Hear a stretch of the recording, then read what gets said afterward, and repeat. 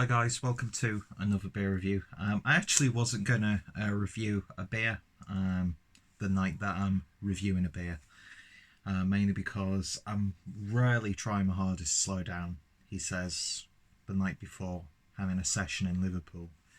But yeah, I had a really boring day at work, just so slow.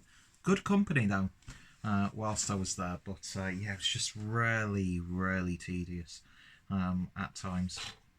And I came home to watch the unveiling of the September Mikkeller Beer Club box, and it got me excited to have a drink. And have a drink I shall. Plus, I'm off tomorrow, and in just over a month, I'll be back in Germany for almost a week. So I'm justifying this with bullshit, but hey, whatever. Anyway, so today we are obviously sticking with the Mikkeller Beer Club, and this is a bottle of the Big Wurst, or Big Wurst, I'm not sure, or Big Wurst, which is an American style barley wine, clocking in at 14.4%. Didn't actually realise it was that heavy, but who cares? And yeah, a 375 milliliter bottle with iconic artwork there. Beautiful artwork from Keith Shaw.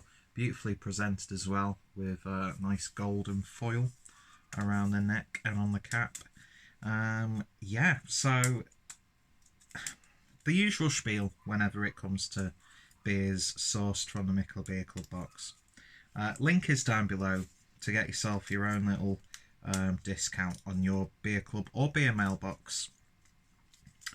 And I'm sure I've said a few weeks ago or a couple of months ago that I'd be maybe just giving the beer club box a little bit of a swerve for a few months and trying other beer box services, but no, I'm not doing that because I'm really enjoying the beers that I've been getting from this box.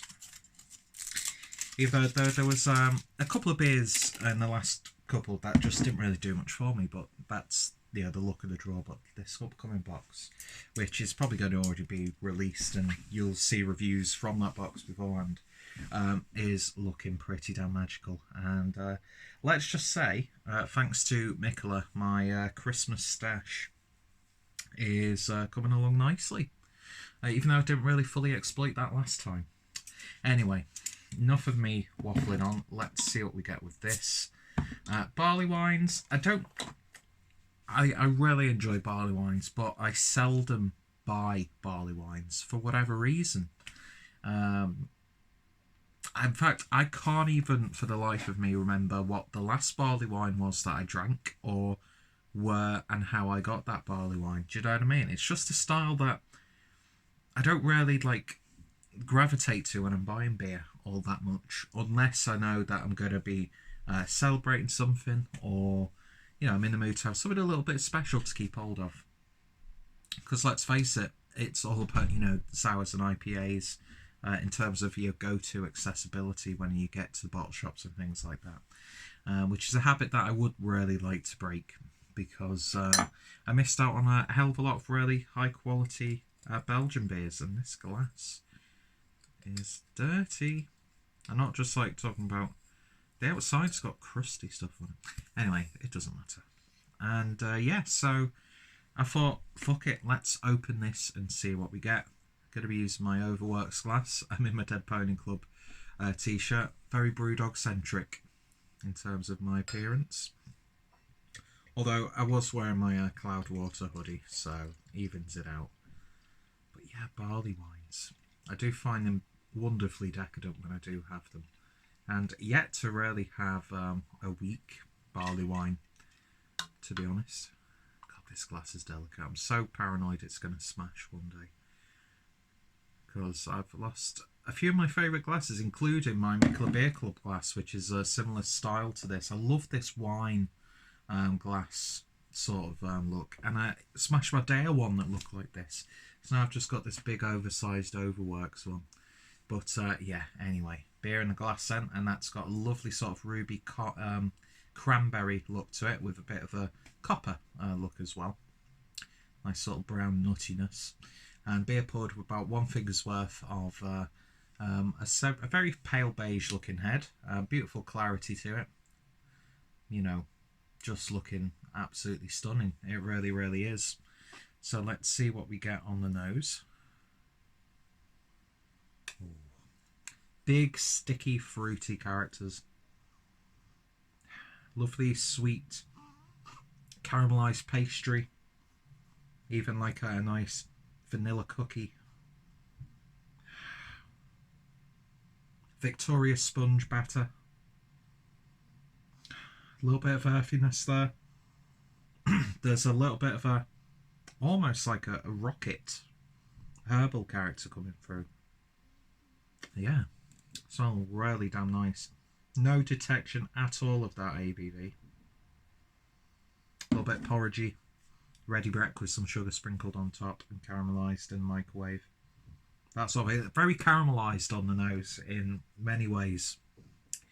So, big, bold and beautiful. Let's see what it actually tastes like. Cheers. I said cheers, brushed my hair side and then lifted the glass. One of those days, folks. One of those days.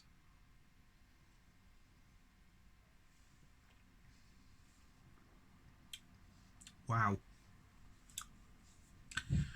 That's probably the fruitiest barley wine that I've ever had. That is almost to the point of being like a... Do you know, it's reminded me of the Friedrich style wine that we got, the cherry wine. It's very cherry-like on the flavour. But then earthiness comes through, then there's a cakey sweetness. Really nice and musky on the back end. And although it's got these big bold flavours, it's not boozy at all. Even though it does remind me of something along the lines of a really sweet, lighter port. Do you know what I mean? I use that flavour profile of port a hell of a lot for different styles. Got interrupted there, but it was a good interruption because a food interruption is the best sort of interruption. Unless it's of a... No, we won't go there. Anyway, BLT. Not going to complain. I can't remember what I was saying about this beer. It's very sticky, fruity, sweet, really big sweetness, to the point where you almost get like a fruited wine or like a cherry wine or something like that. Even like raspberry, but then you've got dark sort of fruits. Warms as it goes down, as you would expect. Muskiness on the back end, on like nice gentle level of musky bitterness. But then after that subsides, you've got just this lovely sweet character. It's a bit more cakey and desserty on the nose, but on the flavour, it is all about those fruits and berries, and very sticky indeed. That is ridiculous how drinkable that is. For me, when it comes to barley wines, I like to have a bit more of a dark sweet malt character. That's just personal preference. But am I going to detract too many points from this? Fuck no, because this is a beautiful beer in itself. Apologies for the bad language. But yeah, I think I've definitely made the right choice by opening this. It's getting a little bit cooler here in the UK. I was going to, you know, look, it's cooler. Don't know what I'm doing. It's a little bit cooler here in the UK. So this is just nice to get yourself warmed up and cosy. Thankfully, summer is subsiding. I'm not a summery person, as you can clearly tell. Yeah, they're watching Peaky Blinders downstairs. So I'm waiting for Peaky Blinders to completely finish and then start from the beginning and watch it. Even though I'm pretty much know most of the plot points now anyway, but you know, doesn't matter. Yeah, it's like a berry wine. Berry or cherry wine. Cherry wine, I'm going to say, it's what it's really reminding me of. To the point where you'd almost think that they've added fruits in the like fermentation or aging process. But I don't think it's aged. But yeah, barley wine, very wine-esque. And the sorts of wines that I like to drink, fruited wines as well as fortified wines, and of course, the likes of sherry and port. It's got more of the sweetness of sherry as opposed to the dark robustness of the port, but yeah, lovely, lovely stuff. And I tell you what, bit of a strong cheddar, maybe some pumpernickel or a dark rye bread. You've got a beautiful, beautiful food pairing. Not sure how well it's going to go with a BLT, but I'll still be drinking it alongside it anyway. But yeah, I think that's absolutely lovely. Really, really is. And I'm going to drink that way too quickly. I could just feel it. Just no booziness at all, man. At 14%. 14.4. So yeah, lovely, lovely stuff. In terms of a rating, I'm going to give the Big Worst a 9 out of 10. Only thing stopping it from getting a 10 out of 10 is just personal preference.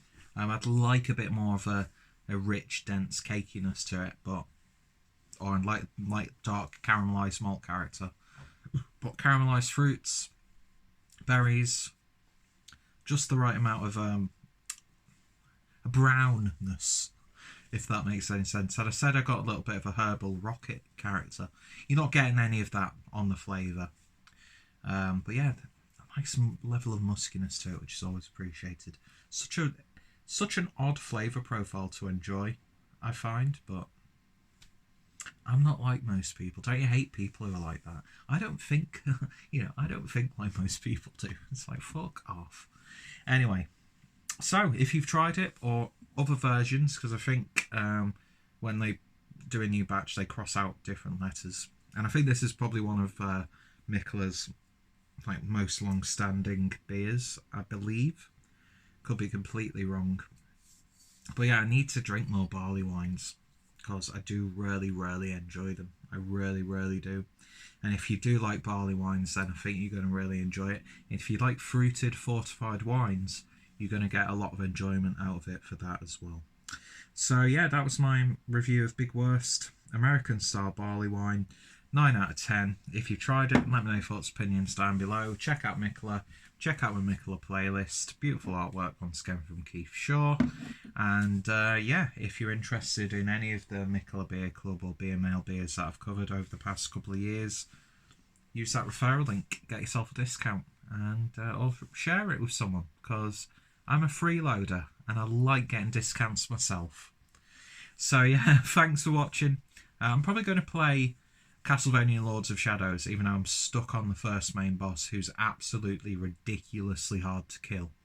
And yeah, I'll probably end up opening a couple more beers because I might have a problem. I jest, of course. Anyway, thank you guys for watching, and I shall hopefully see you all later. And what do you think of this lighting, by the way?